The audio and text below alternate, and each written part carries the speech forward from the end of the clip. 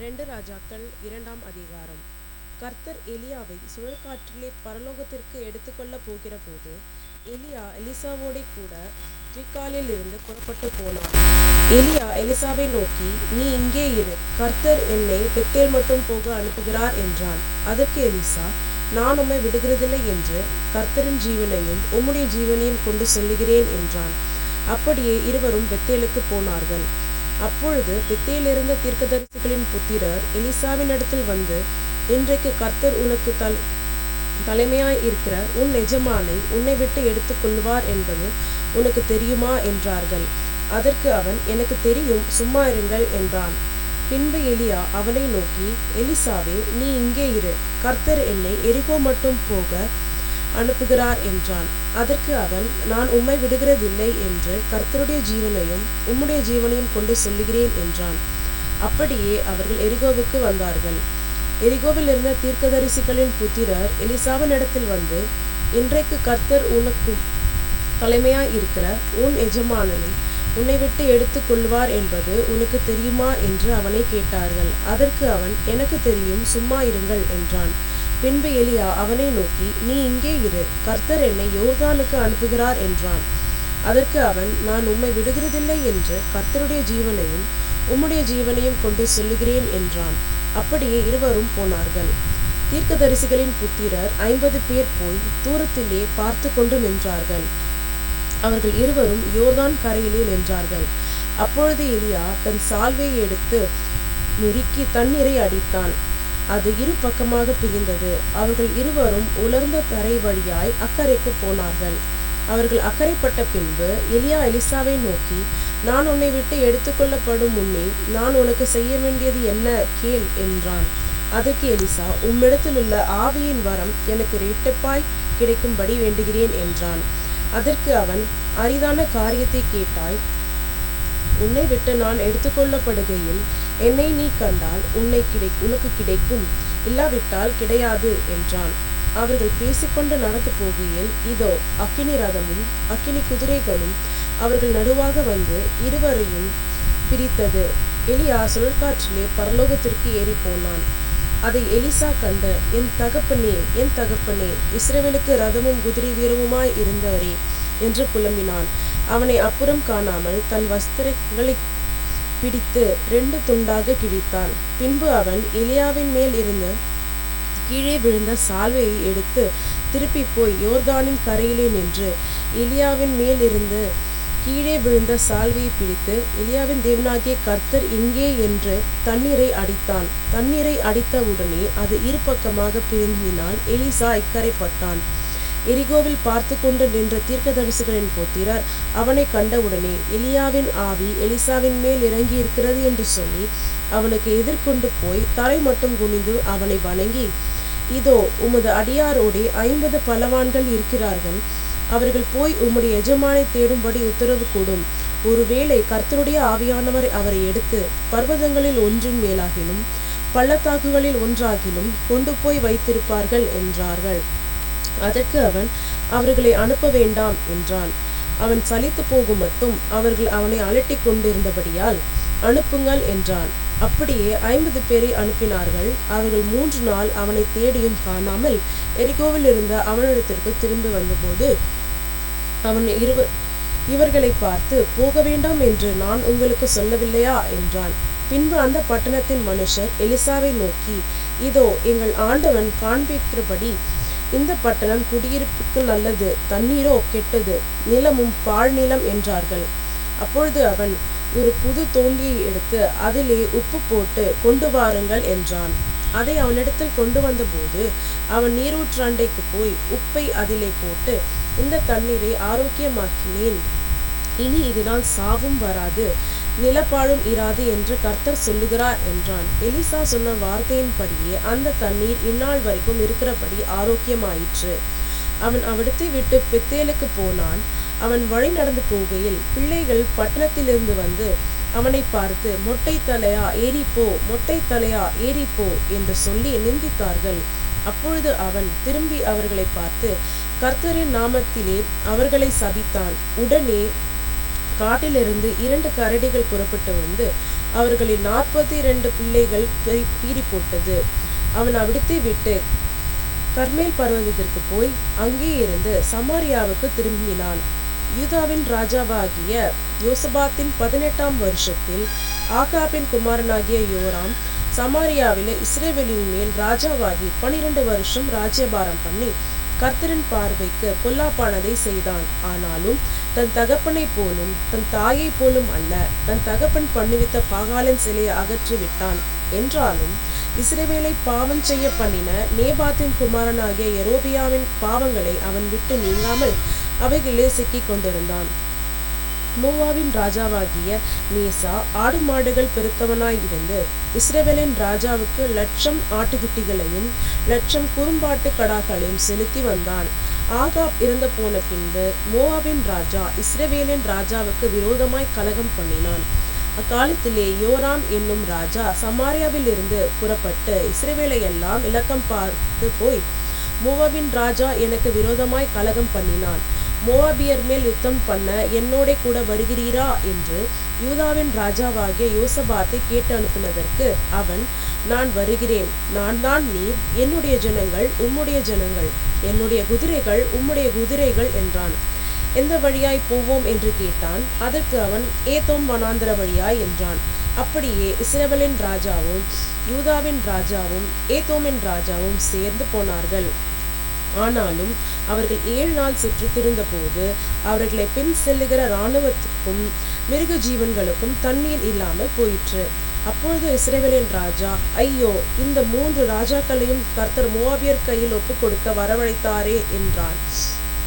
அப்பொழுது யோசபாத், நாம் கர்த்தரிடத்தில் விசாரிக்கும்படி கர்த்தருடைய தீர்க்கதரிசி ஒருவரும் இங்கே இல்லையா என்று கேட்டதற்கு, எலியாவின் கைகளுக்கு தண்ணீர் வார்த்த சாப்பாத்தின் குமாரனியாகிய எலிசா இங்கே இருக்கிறான் என்று இஸ்ரவேல் ராஜாவின் ஊழியக்காரில் ஒருவன் மறுமொழியாக சொன்னான்.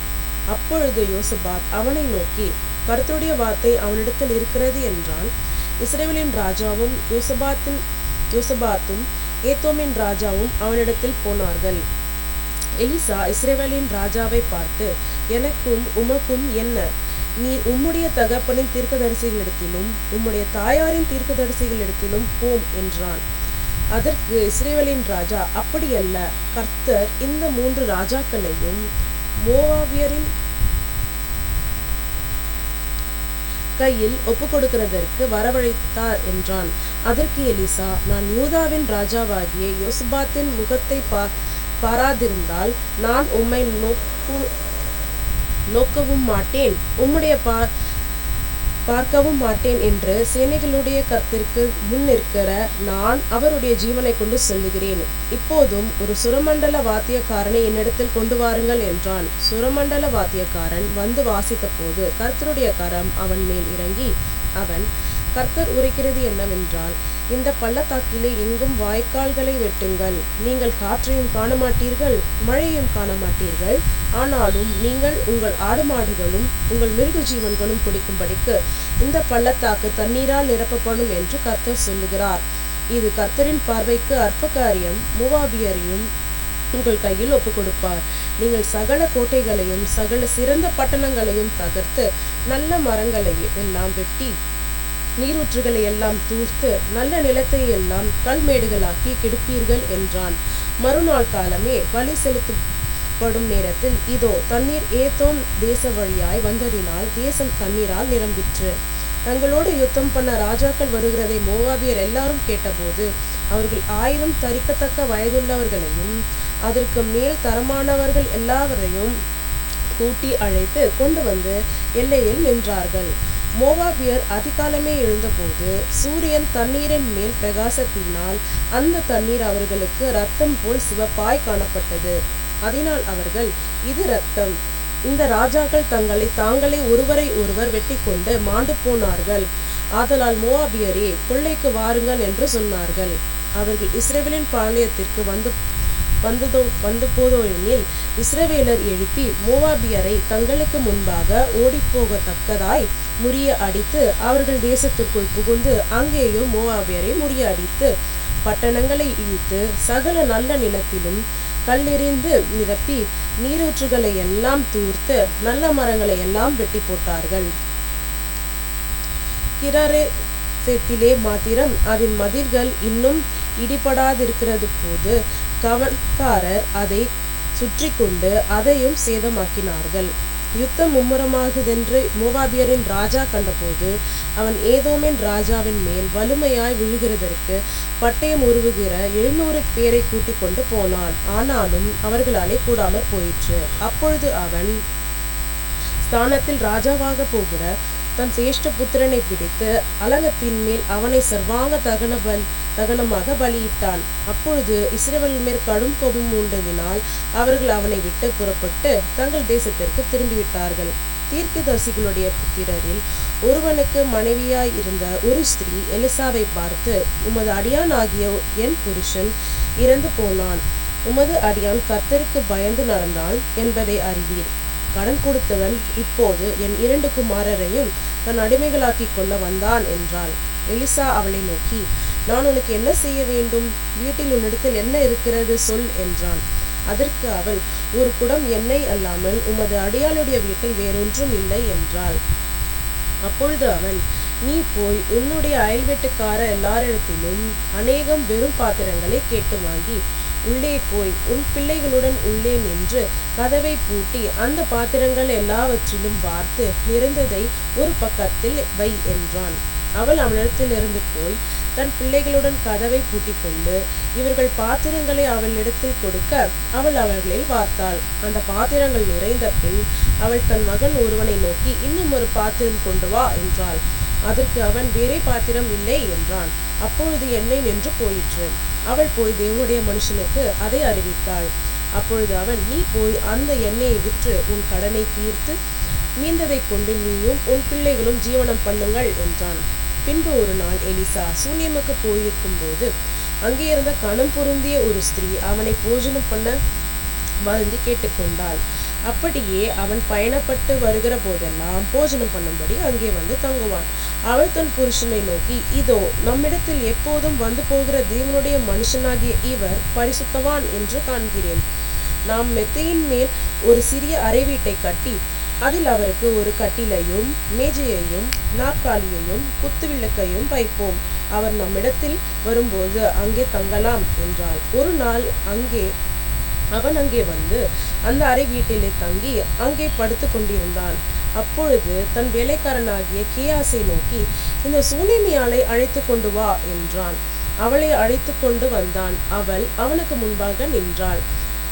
அவன் கேயாசியை பார்த்து, இதோ இப்படிப்பட்ட சகல சலகரணையோடும் எங்களை விசாரித்து வருகிறாயே, உனக்கு நான் என்ன செய்ய வேண்டும்? ராஜாவினிடத்திலாவது சேனாதிபதிகளிடத்திலாவது உனக்காக நான் பேச வேண்டிய காரியம் உண்டோ என்று அவளை கேள் என்றான். அதற்கு அவள், என் ஜனத்தின் நடுவே நான் சுகமாய் குடியிருக்கிறேன் என்றாள். அவளுக்கு செய்ய வேண்டியது என்னவென்று கேயாசியை அவன் கேட்டதற்கு அவளுக்கு பிள்ளை இல்லை, அவள் புருஷனும் பெரிய வயதுள்ளவன் என்றான். அப்பொழுது அவன், அவளை கூப்பிடு என்றான். அவளை கூப்பிட்ட போது அவள் வந்து வாசற்படியிலே நின்றாள். அப்பொழுது அவன், ஒரு பிராண உற்பத்தி கால திட்டத்திலே ஒரு குமாரனை அணைத்து கொண்டிருப்பாய் என்றான். அதற்கு அவள், ஏது தேவனுடைய மனுஷனாகிய என் ஆண்டவனே, உமது அடியாளுக்கு அபத்தம் சொல்ல வேண்டாம் என்றாள். அந்த ஸ்திரீ கர்ப்பம் தரித்து எலிசா தன்னோடே சொன்னபடி ஒரு உற்பத்தி கால திட்டத்தில் ஒரு குமாரனை பெற்றாள். அந்த பிள்ளை வளர்ந்தான். ஒரு நாள் அவன் அறுப்பறுக்கிறவர்களிடத்திலிருந்து தன் தகப்பனை அண்டைக்கு போயிருக்கும் போது தன் தகப்பனை பார்த்து, என் தலை நோகிறது என்றான். அப்பொழுது அவன் வேலைக்காரனிடத்தில், இவனை இவன் தாயினிடத்தில் எடுத்துக்கொண்டு போய்விடு என்றான். அவனை எடுத்து அவன் தாயினிடத்தில் கொண்டு போன போது அவன் மத்தியானம் மட்டும் அவள் மடியிலிருந்து செத்து போனான். அப்பொழுது அவள் ஏறி போய் அவனை தேவனுடைய மனுஷன் கட்டிலில் வைத்து அவன் வைக்கப்பட்ட அறையின் கதவை பூட்டி கொண்டு போய் தன் புருஷனிடத்தில் ஆள் அனுப்பி, நான் சீக்கிரமாய் தேவனுடைய மனுஷன் இருக்கும் இடம் மட்டும் போய் வரும்படிக்கு வேலைக்காரரில் ஒருவரையும் ஒரு குதிரையையும் எனக்கு அனுப்ப வேண்டும் என்று சொல்ல சொன்னாள். அப்பொழுது அவன், இது அமாவாசையும் அல்ல, ஓய்வு நாளும் அல்லவே, நீ இன்றைக்கு அவரிடத்துக்கு போக வேண்டியது என்ன என்று கேட்க சொன்னான். அதற்கு அவள், எல்லாம் சரிதான், நான் போக வேண்டியது இருக்கிறது என்று சொல்லி அனுப்பி கழுதையின் மேல் சேணம் வைத்து ஏறி தன் வேலைக்காரனை நோக்கி, இதை ஓட்டி கொண்டு போ, நான் உனக்கு சொன்னால் ஒழிய போகிற வழியில் எங்கும் ஓட்டத்தை நிறுத்தாதே என்று சொல்லி புறப்பட்டு கர்மேல் பர்வதத்தில் இருக்கிற தேவனுடைய மனுஷனிடத்திற்கு போனாள். தேவனுடைய மனுஷன் தூரத்தில் அவளை வர கண்டு தன் வேலைக்காரியாக கேயாசியை பார்த்து, அதோ சூனேமியால் வருகிறாள், நீ அவளுக்கு எதிர்கொண்டு போய் ஓடி, நீ சுகமாயிருக்கிறாயா, உன் புருஷன் சுகமாயிருந்தானா, அந்த பிள்ளை சுகமாயிருக்கிறதா என்று அவனிடத்தில் கேள் என்றான். அவள் சுகந்தான் என்று சொல்லி பர்வதத்தில் இருக்கிற தேவனுடைய மனுஷரிடத்தில் வந்து அவன் காலை பிடித்து கொண்டாள். அப்பொழுது கேயாசி அவளை விலக்கிவிட வந்தான். தேவனுடைய மனுஷன், அவளை தடுக்காதே, அவள் ஆத்துமா துக்கமாயிருக்கிறது, கர்த்தர் அதை எனக்கு அறிவியாமல் மறைத்து வைத்தார் என்றான். அப்பொழுது அவள், நான் என் ஆண்டவனிடத்தில் ஒரு குமாரனை வேண்டும் என்று கேட்டதுண்டா? எனக்கு அபத்தம் சொல்ல வேண்டாம் என்று நான் சொல்லவில்லையா என்றாள். அப்பொழுது அவன் கேயாசியை பார்த்து, நீ உன் இடையை கட்டிக்கொண்டு என் தடியை உன் கையிலே பிடித்து கொண்டு வழியில் ஒருவனை சந்தித்தாலும் அவனை வினவாமலும், உன்னை ஒருவன் வினவினாலும் அவனுக்கு மறுமொழி சொல்லாமலும் போய் என் தடியை அந்த பிள்ளையின் முகத்தின் மேல் வை என்றான். பிள்ளையின் தாயோ, நான் உம்மை விடுகிறதில்லை என்று கர்த்தரின் ஜீவனையும் உம்முடைய ஜீவனையும் கொண்டு சொல்லுகிறேன் என்றாள். அப்பொழுது அவன் எழுந்திருந்து அவன் பின்னே போனான். கேயாசி அவர்களுக்கு முன்னே போய் அந்த தடியை பிள்ளையின் முகத்தின் மேல் வைத்தான். ஆனாலும் சத்தமும் இல்லை, உணர்ச்சியும் இல்லை. ஆகையால் அவன் திரும்பி அவனுக்கு எதிர்கொண்டு வந்து பிள்ளை விழிக்கவில்லை என்று அவனுக்கு அறிவித்தான். எலிசா வீட்டிற்குள் வந்தபோது இதோ அந்த பிள்ளை அவன் கட்டிலின் மேல் செத்து கிடந்தான். உள்ளே போய் தங்கள் இருவருக்கும் பின்னாக அவன் கதவை பூட்டி கர்த்தரை நோக்கி வேண்டுதல் செய்து கிட்டே போய் தன் வாய் பிள்ளையின் வாயின் மேலும், தன் கண்கள் அவன் கண்களின் மேலும், தன் உள்ளங்கைகள் அவன் உள்ளங்கைகளின் மேலும் படும்படியாக அவன் மேல் குப்பரப்படுத்து கொண்டான். அப்பொழுது பிள்ளையின் உடல் அனல் கொண்டது. அவன் எழுந்து அரை வீட்டில் இங்கும் அங்கும் உலாவி திரும்ப கிட்ட போய் அவன் மேல் குப்பரப்படுத்தான். அப்பொழுது அந்த பிள்ளை 7 தரம் தும்மி தன் கண்களை திறந்தான். அப்பொழுது அவன் கேயாசியை கூப்பிட்டு, அந்த சூனேமியாளை அழைத்து கொண்டு வா என்றான்.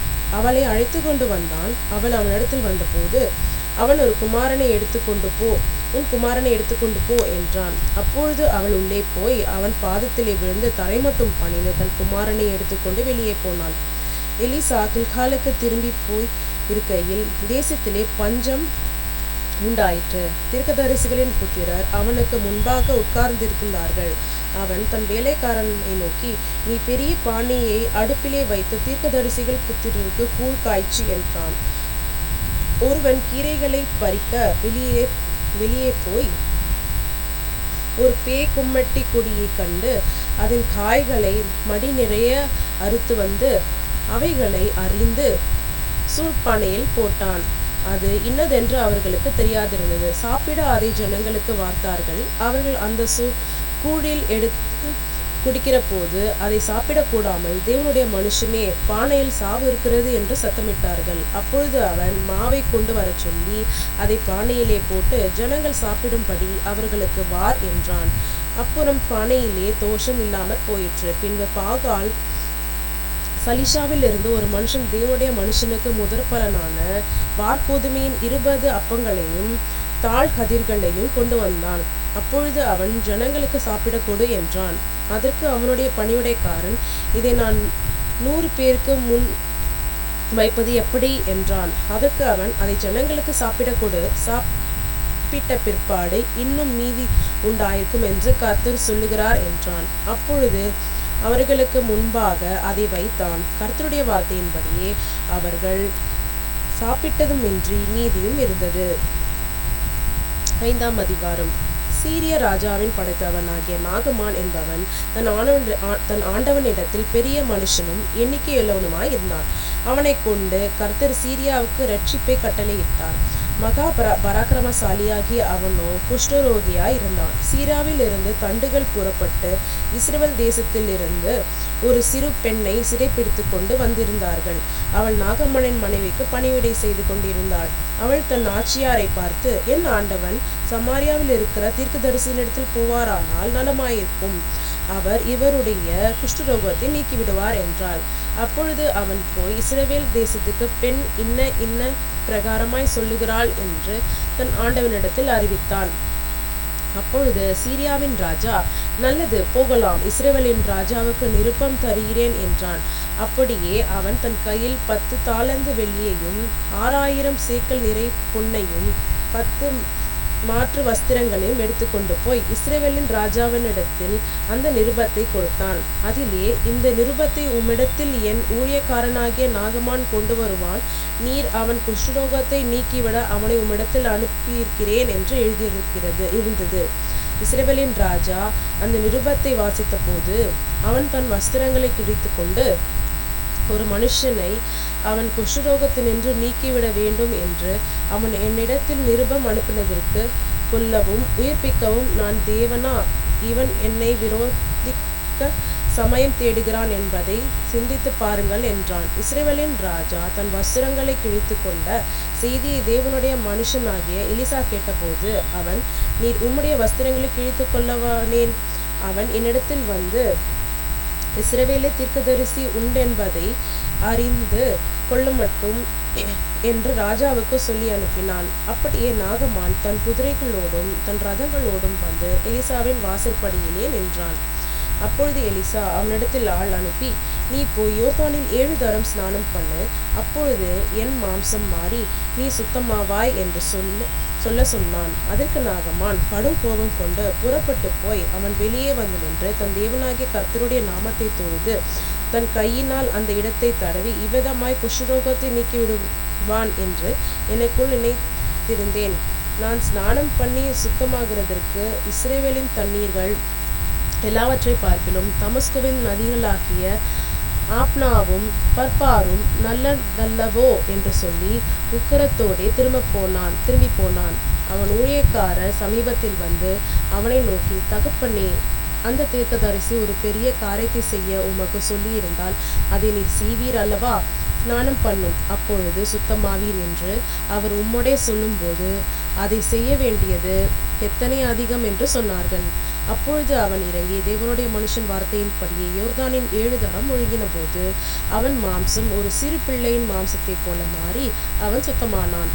அப்பொழுது அவன் தன் கூட்டத்தோடெல்லாம் தேவனுடைய மனுஷனிடத்திற்கு திரும்பி வந்து அவனுக்கு முன்பாக நின்று, இதோ, இஸ்ரவேலில் இருக்கிற தேவன் தவிர பூமி எங்கும் வேறே தேவன் இல்லை என்பதை அறிந்தேன். இப்போதும் உமது அடியேன் கையில் ஒரு காணிக்கை வாங்கி கொள்ள வேண்டும் என்றான்.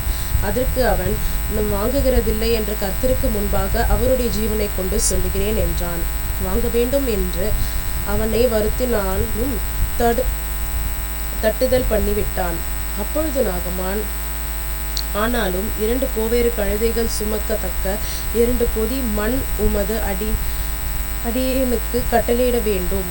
உமது அடியேன் இனி கர்த்தருக்கே அல்லாமல் அந்நிய தேவர்களுக்கு சர்வாங்க தகனத்தையும் பலியையும் செலுத்துவதில்லை. ஒரு காரியத்தையே கர்த்தர் உமது அடியேனுக்கு மன்னிப்பாராக.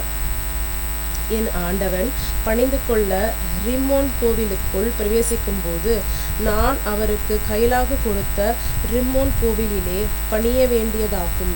இப்படி ரிம்மோன் கோவிலில் நான் பணி வேண்டிய இந்த காரியத்தை கர்த்தர் உமது அடியனுக்கு மன்னிப்பாராக என்றான். அதற்கு அவன், சமாதானத்தோடே போ என்றான். இவன் புறப்பட்டு கொஞ்ச தூரம் போன போது தேவனுடைய மனுஷனாகிய எலிசாவின் வேலைக்காரன் கேயாசி என்பவன் அந்த சீரியனாகிய நாகமான் கொண்டு வந்ததை என் ஆண்டவன் அவன் கையிலே வாங்காமல் அவனை விட்டுவிட்டார். நான் அவன் பிறகே ஓடி அவன் கையில் ஏதாகிலும் வாங்குவேன் என்று கர்த்தருடைய ஜீவன் மேல் ஆணையிட்டு நாகமானை பின்தொடர்ந்தான். அவன் தன் பிறகே ஓடி வருகிறதை நாகமான் கண்டபோது அவனுக்கு எதிர்கொண்டு போக ரதத்தில் இருந்து குதித்து, சுகசெய்தியா என்று கேட்டான். அதற்கு அவன், சுகசெய்திதான். தீர்க்கதரிசிகளின் புத்திரரில் 2 வாலிபர் இப்பொழுதுதான் எப்பிராயீம் மலை தேசத்திலிருந்து என்னிடத்தில் வந்தார்கள். அவர்களுக்கு 1 தாலந்து வெள்ளியையும் 2 மாற்று வஸ்திரங்களையும் தர வேண்டும் என்று கேட்க என் எஜமான் என்னை அனுப்பினார் என்றான். அதற்கு நாகமான், தயவு செய்து 2 தாலந்து வாங்கிக்கொள் என்று சொல்லி அவனை வருந்தி 2 தாலந்து வெள்ளியை 2 பைகளில் 2 மாற்று வஸ்திரங்களோட கட்டி அவனுக்கு முன்பாக சுமந்து போக தன் வேலைக்காரரான 2 பேர் மேல் வைத்தான். அவன் மேட்டண்டைக்கு வந்தபோது அவன் அதை அவர்கள் கையிலிருந்து வாங்கி வீட்டிலே வைத்து அந்த மனுஷரை அனுப்பிவிட்டான். அவர்கள் போய்விட்டார்கள். பின்பு அவன் உள்ளே போய் தன் எஜமானுக்கு முன்பாக நின்றான். கேயாசியே, எங்கே இருந்து வந்தாய் என்று எலிசா அவனை கேட்டதற்கு அவன், உமது அடியான் எங்கும் போகவில்லை என்றான். அப்பொழுது அவன் இவனை பார்த்து, அந்த மனுஷன் உனக்கு எதிர்கொண்டு வர தன் ரதத்திலிருந்து இறங்கி திரும்பி போகிற போது என் மனம் உன்னுடன் கூட சொல்லவில்லையா? பணத்தை வாங்குறதற்கும் வஸ்திரங்களையும் ஒலிவத்தோப்புகளையும் திராட்சை தோட்டங்களையும் ஆடு மாடைகளையும் வேலைக்காரரையும் வேலைக்காரிகளையும் வாங்குகிறதற்கு இது காலமா? ஆகையால் நாகமானின் குஷ்டரோகம் உன்னையும் உன் சந்ததியாரையும் என்றைக்கும் பிடித்திருக்கும் என்றான். உடனே அவன் உறைந்த மழை நிறமான குஷ்டரோகியாகி அவன் சமூகத்தை விட்டு புறப்பட்டு போனான்.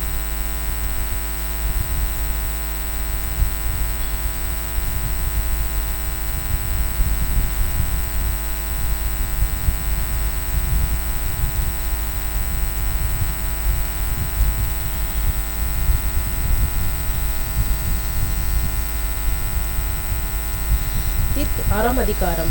தீர்க்கதரிசிகளின் புத்திரர் எலிசாவை நோக்கி, இதோ, நாங்கள் உம்முடன் குடியிருக்கிற இந்த இடம் எங்களுக்கு நெருக்கமாயிருக்கிறது. நாங்கள் யோர்தான் மட்டும் போய் அவ்விடத்தில்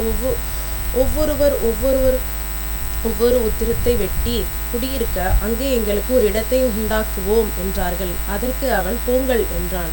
அவர்கள், ஒருவன், நீர் தயவு செய்து உமது அடியாரோடு கூட வரவேண்டும் என்றான். அதற்கு அவன், நான் வருகிறேன் என்று சொல்லி அவர்களோட கூட போனான். அவர்கள் யோர்தான் நதி அருகே வந்தபோது மரங்களை வெட்டினார்கள். ஒருவன் ஒரு உத்திரத்தை வெட்டி விழுந்துகையில் கோடாரி தண்ணீரில் விழுந்தது. அவன், ஐயோ, என் ஆண்டவனே, இது இரவலாக வாங்கப்பட்டதே என்று கூவினான். தேவனுடைய மனுஷன், அது எங்கே விழுந்தது என்று கேட்டான். அவன் அந்த இடத்தை காண்பித்த போது ஒரு கொம்பை வெட்டி அதை அங்கே எறிந்து அந்த இரும்பை மிதக்க பண்ணி, இதை எடுத்துக்கொள் என்றான். அப்படியே அவன் தன் கையை நீட்டி அதை எடுத்துக்கொண்டான். அக்காலத்தில் சீரியாவின் ராஜா இஸ்ரவேலுக்கு விரோதமாய் யுத்தம் பண்ணி, இன்ன ஸ்தலத்திலே பாளையம் இறங்குவேன் என்று தன் ஊழியக்காரருடைய ஆலோசனை பண்ணினான்.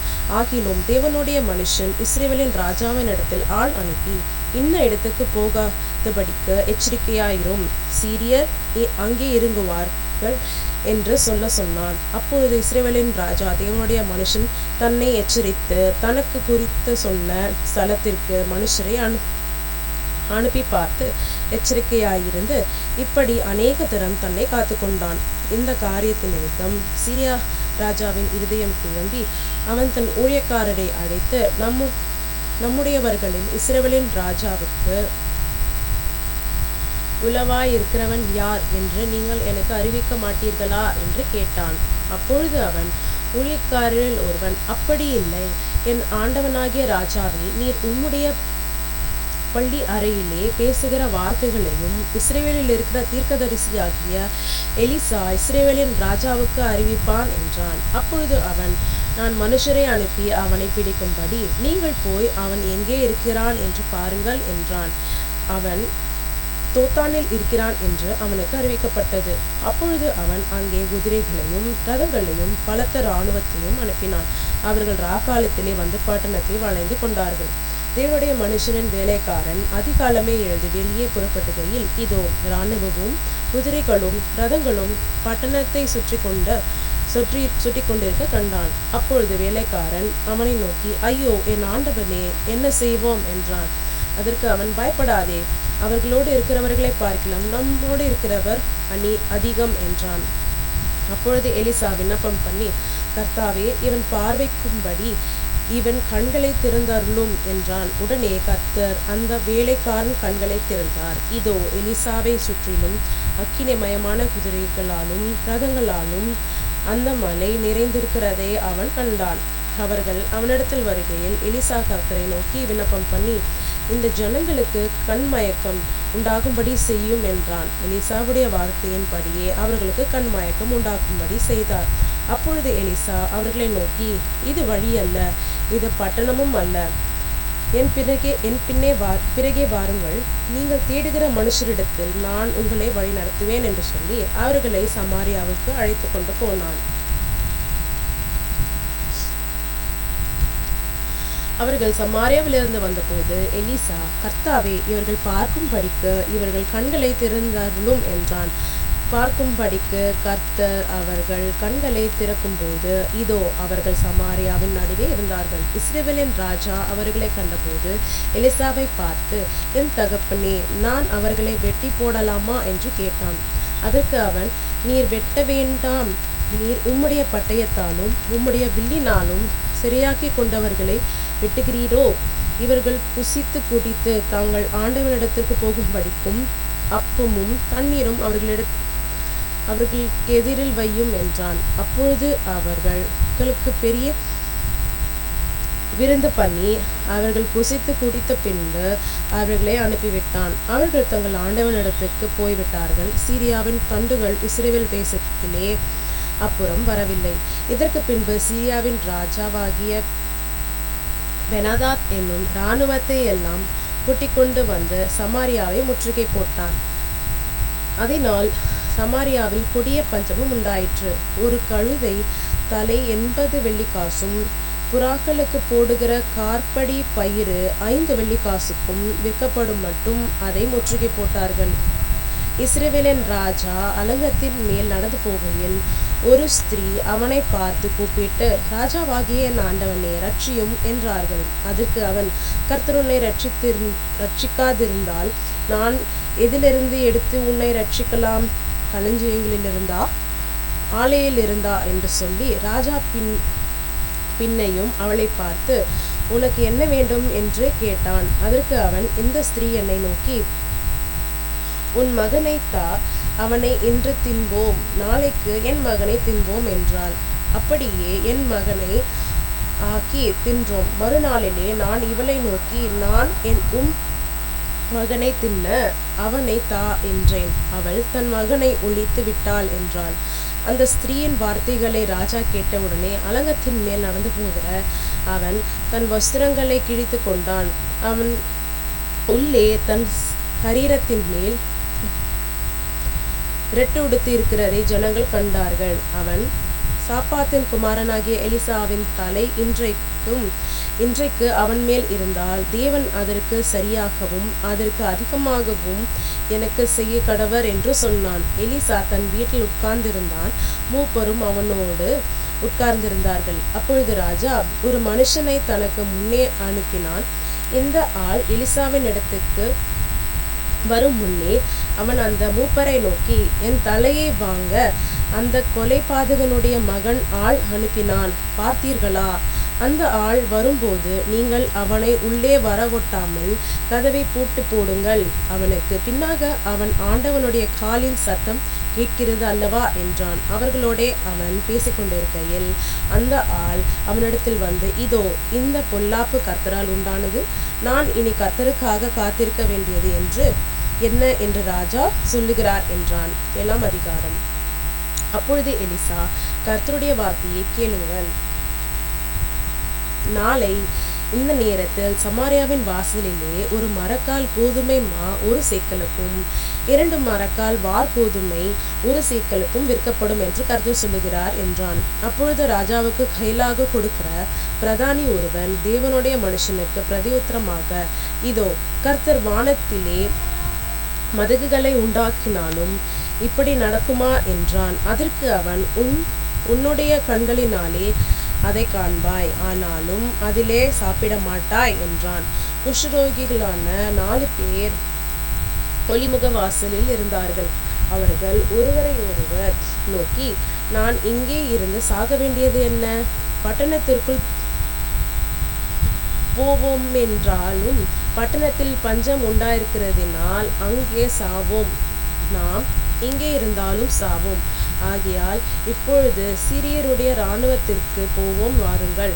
அவர்கள் நம்மை உயிரோடே வைத்தால் பிழைக்கிறோம், நம்மை கொன்றால் சாகிறோம் என்று சொல்லி சீரியருடைய இராணுவத்திற்கு போக இருட்டோடே எழுந்திருந்து சீரியருடைய பாளையத்தின் முன்னணியில் வந்தார்கள். அங்கே ஒருவரும் இல்லை. ஆண்டவர் சீரியரின் இராணுவத்திற்கு ரதங்களின் இறைச்சலையும் குதிரைகளின் இறைச்சலையும் மகா இராணுவத்தின் இறைச்சலையும் கேட்க பண்ணினதினால் அவர்கள் ஒருவரை ஒருவர் நோக்கி, இதோ, நம்மிடத்தில் போருக்கு வர இஸ்ரவேலின் ராஜா ஏத்தியரின் ராஜாக்களையும் எகிப்தியரின் ராஜாக்களையும் நமக்கு விரோதமாக கூலி பொருத்தினார் என்று சொல்லி இருட்டோடு எழுந்திருந்து ஓடிப்போய் தங்கள் கூடாரங்களையும் தங்கள் குதிரைகளையும் தங்கள் கழுதைகளையும் தங்கள் பாளையத்தையும் அவைகள் இருந்த பிரகாரமாக விட்டு தங்கள் பிராணன் மாத்திரம் தப்பும்படி ஓடிப்போனார்கள். அந்த குஷ்டரோகிகள் பாளையத்தின் முன்னணி மட்டும் வந்தபோது ஒரு கூடாரத்திற்குள் பிரவேசித்து புசித்து கொடித்து அதிலிருந்து வெள்ளியையும் பொன்னையும் வஸ்திரங்களையும் எடுத்துக்கொண்டு போய் ஒளித்து வைத்து திரும்பி வந்து வேறொரு கூடாரத்திற்குள்ளே பிரவேசித்து அதிலிருந்தும் அப்படியே எடுத்துக்கொண்டு போய் ஒளித்து வைத்து பின்பு அவர்கள் ஒருவரை ஒருவர் நோக்கி, நாம் செய்கிறது நியாயமல்ல.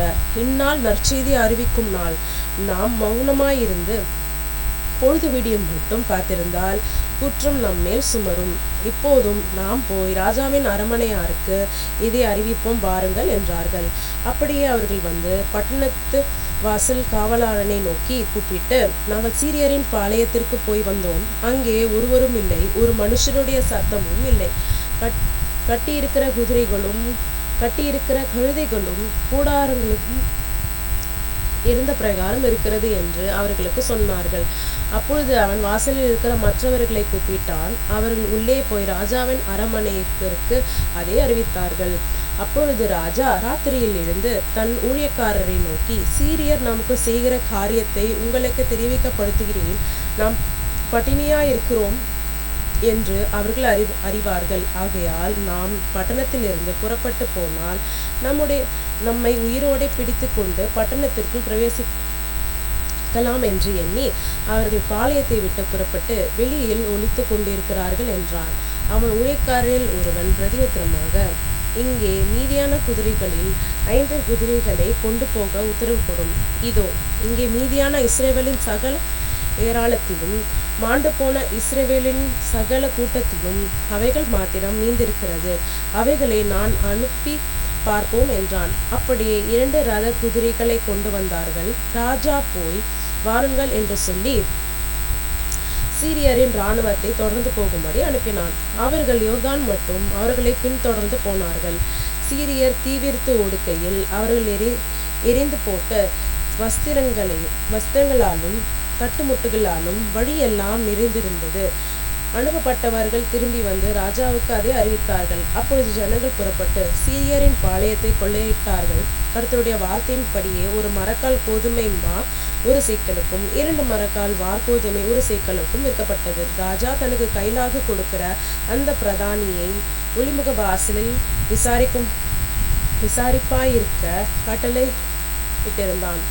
ஒளிமுக வாசலிலே ஜனங்கள் அவனை நெருங்கி மிதித்ததினாலே ராஜா தேவனுடைய மனுஷனிடத்தில் வந்தபோது சொல்லியிருந்தபடியே அவன் செத்து போனான். 2 மரக்கால் வார்கோதுமை 1 சேக்கலுக்கும் 1 மரக்கால் கோதுமை மா 1 சேக்கலுக்கும் நாளை இந்நேரத்தில் சமாரியாவின் ஒளிமுக வாசலில் விற்கும் என்று தேவனுடைய மனுஷன் ராஜாவுடைய சொன்னதின்படியே நடந்தது. அதற்கு அந்த பிரதானி தேவனுடைய மனுஷனுக்கு பிரதியுத்தரமாக, இதோ கர்த்தர் வானத்திலே மதகுகளை உண்டாக்கினாலும் இந்த வார்த்தையின்படி நடக்குமா என்று சொல்ல, இவன் இதோ உன்னுடைய கண்களினாலே அதை காண்பாய், ஆனாலும் அதிலே சாப்பிட மாட்டாய் என்றானே. அந்த பிரகாரமாகத்தானே அவனுக்கு நடந்தது. ஒளிமுக வாசலிலே ஜனங்கள் அவனை நெருக்கி மிதித்ததினாலே அவன் செத்து போனான். 8ஆம் அதிகாரம். எலிசா தான் உயிர்ப்பித்த பிள்ளையின் தாயாகிய ஸ்திரீயை நோக்கி, நீ உன் வீட்டாரோட கூட எழுந்து புறப்பட்டு போய் எங்கேயாகலும் சஞ்சரி. கர்த்தர் பஞ்சத்தை அறிவிப்பார், அது 7 வருஷம் தேசத்தில் இருக்கும் என்று சொல்லியிருந்தான். அந்த ஸ்திரீ எழுந்து தேவனுடைய மனுஷன் சொன்ன வார்த்தையின்படி செய்து தன் வீட்டாரோடும் கூட புறப்பட்டு பெலிஸ்தரின் தேசத்தில் போய் 7 வருஷம் சஞ்சரித்தான். 7 வருஷம் சென்ற பின்பு அவள் பெலிஸ்தரின் தேசத்தை விட்டு திரும்ப வந்து தன் வீட்டுக்காகவும் தன் வயலுக்காகவும் ராஜாவினிடத்தில் முறையிடும்படி போனாள். அந்நேரத்தில் ராஜா தேவனுடைய மனுஷனின் வேலைக்காரனாய் இருந்த கேயாசியுடனே பேசி, எலிசா செய்த அதிசயங்களை எல்லாம் நீ எனக்கு விவரமாய் சொல் என்றான். செத்து போனவனை உயிர்ப்பித்தார் என்பதை அவன் ராஜாவுக்கு அறிவிக்கிற போது, இதோ அவன் உயிர்ப்பித்த பிள்ளையின் தாயாகி அந்த ஸ்திரீ வந்து தன் வீட்டாருக்காகவும் தன் வயலுக்காகவும் ராஜாவினிடத்தில் முறையிட்டார். அப்பொழுது கேயாசி, ராஜாவாகிய என் ஆண்டவனே, இவள்தான் அந்த ஸ்திரீ, எலிசா உயிர்ப்பித்த இவளுடைய குமாரன் இவன்தான் என்றான். ராஜா அந்த ஸ்திரீயை கேட்டதற்கு அவள் அதை அவனுக்கு விவரித்து சொன்னாள். அப்பொழுது ராஜா அவளுக்கு ஒரு பிரதானியை நியமித்து அவளுக்கு உண்டானது எல்லாவற்றையும் அவள் தேசத்தை விட்டு போன நாள் முதல் இதுவரைக்கும் உண்டான அந்த வயலின் வருமானம் அனைத்தையும் அவருக்கு கிடைக்கும்படி செய் என்றான். சிரியாவின் ராஜாவாகிய பெனதாத் வியாதியாயிருந்தான். எலிசா தமஸ்குவுக்கு வந்தான். தேவனுடைய மனுஷன் இவ்விடத்தில் வந்திருக்கிறான் என்று அவனுக்கு அறிவிக்கப்பட்ட போது ராஜா ஆசகேலை நோக்கி, நீ உன் கையிலே ஒரு காணிக்கையை எடுத்துக்கொண்டு தேவனுடைய மனுஷனுக்கு எதிர்கொண்டு போ. நான் இந்த வியாதி நீங்க பிழைப்பானா என்று அவனை கொண்டு கர்த்தரிடத்தில் விசாரிக்க சொன்னான். ஆசகேல் தமஸ்குவின் சகல உச்சிதங்களிலும் 40 ஒட்டகங்களின் சுமையான காணிக்கையை எடுத்துக்கொண்டு அவனுக்கு எதிர்கொண்டு போய் அவனுக்கு முன்பாக நின்று, சிரியாவின் ராஜாவாகிய பெனதாத் என்னும் உம்முடைய குமாரன் என்னை உம்மிடத்திலே அனுப்பி இந்த வியாதி நீங்க பிழைப்பானா என்று கேட்கச் சொன்னார் என்றான். எலிசா அவனை நோக்கி, நீ போய் வியாதி நீங்க பிழைப்பீர் என்று அவனுக்கு சொல்லும், ஆனாலும் அவன் சாகவே சாவான் என்பதை கர்த்தர் எனக்கு காண்பித்தார் என்றான். பின்பு தேவனுடைய மனுஷன் தன் முகத்தை திருப்பாமல் அவன் சலித்து போகும் மட்டும் அவனை நோக்கி கொண்டே அழுதான். அப்பொழுது ஆசகேல், என் ஆண்டவன் அழுகிறது என்ன என்று கேட்டான். அதற்கு அவன், நீ இஸ்ரவேல் புத்திரருக்கு செய்யும் தீங்கை நான் அறிந்திருக்கிறபடியினால் அழுகிறேன். நீ அவர்கள் கோட்டைகளை அக்கினிக்கு இரையாக்கி அவர்கள் வாலிபரை பட்டயத்தால் கொன்று அவர்கள் குழந்தைகளை தரையோடே மோதி அவர்கள் கர்ப்பவதிகளை கீறி போடுவாய் என்றான். அப்பொழுது ஆசகேல், இத்தனை பெரிய காரியத்தை செய்ய நாயாக்கிய உமது அடியா எம்மாத்திரம் என்றான். அதற்கு எலிசா, நீ சிரியாவின் மேல் ராஜாவாவாய் என்பதை கர்த்தர் எனக்கு தெரிவித்தார் என்றான். இவன் எலிசாவை விட்டு புறப்பட்டு தன் ஆண்டவனிடத்தில் வந்தபோது அவன், எலிசா உனக்கு என்ன சொன்னான் என்று கேட்டதற்கு இவன், நீர் வியாதி நீங்க பிழைப்பீர் என்று எனக்கு சொன்னான் என்று சொல்லி மறுநாளிலே ஒரு சமுக்காளத்தை எடுத்து தண்ணீரிலே தோய்த்து அவன் முகத்தின் மேல் விரித்தான். அதனால் அவன் செத்து போனான். ஆசகேல் அவனுக்கு பதிலாய் ராஜாவானான். இஸ்ரவேலின் ராஜாவாகிய ஆகாபின் குமாரன் யோராமுடைய 5ஆம் வருஷத்திலே யோசபாத் யூதாவில் இன்னும் ராஜாவாயிருக்கையில் யோசபாத்தின் குமாரனாகிய யோராம் என்னும் யூதாவின் ராஜா ராஜ்யபாரம் பண்ண துவக்கினான். அவன் ராஜாவாகிற போது 32 வயதாயிருந்து 8 வருஷம் எருசலேமில் ராஜ்யபாரம் பண்ணினான். அவன் இஸ்ரவேல் ராஜாக்களின் வழியிலே நடந்து ஆகாபின் வீட்டார் செய்தது போல செய்தான். ஆகாபின் குமாரத்தி அவனுக்கு மனைவியாயிருந்தாள். அவள் கர்த்தரின் பார்வைக்கு பொல்லாப்பானதை செய்தான். கர்த்தர், உன் குமாரருக்குள்ளே எந்நாளும் ஒரு விளக்கை உனக்கு கட்டளையிடுவேன் என்று தம்முடைய தாசனாகிய தாவீதுக்கு சொன்னதின்படியே அவன் நிமித்தம் அவர் யூதாவை முற்றிலும் கெடுக்கவில்லை.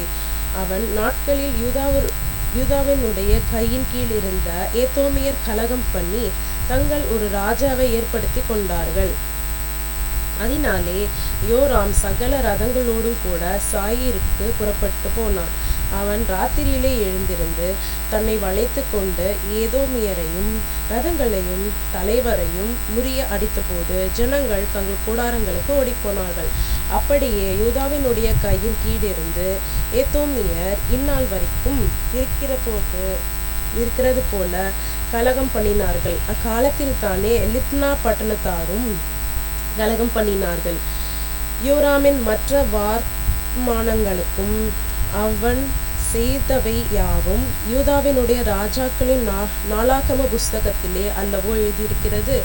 யோராம் தன் பிதாக்களோடே நித்திரை அடைந்து தன் பிதாக்களிடத்திலே தாவீதின் நகரத்தில் அடக்கம் பண்ணப்பட்டான். அவனுக்கு பதிலாக அவன் குமாரனாகிய அகசியா ராஜாவானான். இஸ்ரவேலின் ராஜாவாகிய ஆகாபின் குமாரன் யோராமுடைய 12ஆம் வருஷத்திலே யூதாவின் ராஜாவாகிய யோராமின் குமாரன் அகசியா ராஜாவானான். அகசியா ராஜாவாகிற போது 22 வயதாயிருந்து ஒரே வருஷம் எருசலேமில் ராஜ்யபாரம் பண்ணினான். இஸ்ரவேலின் ராஜாவாகிய உம்ரியின் குமாரத்தியான அவன் தாயின் பேர் அத்தாலியாள். அவன் ஆகாபுடைய வீட்டாரின் வழியே நடந்து ஆகாபின் வீட்டாரைப் போல் கர்த்தரின் பார்வைக்கு பொல்லாப்பானதை செய்தான். அவன் ஆகாப் வீட்டாரோடே சம்பந்தம் கலந்திருந்தான். அவன் ஆகாபின் குமாரனாகிய யோராமோடே கூட கீலேயாத்தில் உள்ள ராமோத்திற்கு சீரியாவின் ராஜாவாகிய ஆசகேலோடு யுத்தம் பண்ண போனான். சீரியர் யோராமை காயப்படுத்தினார்கள்.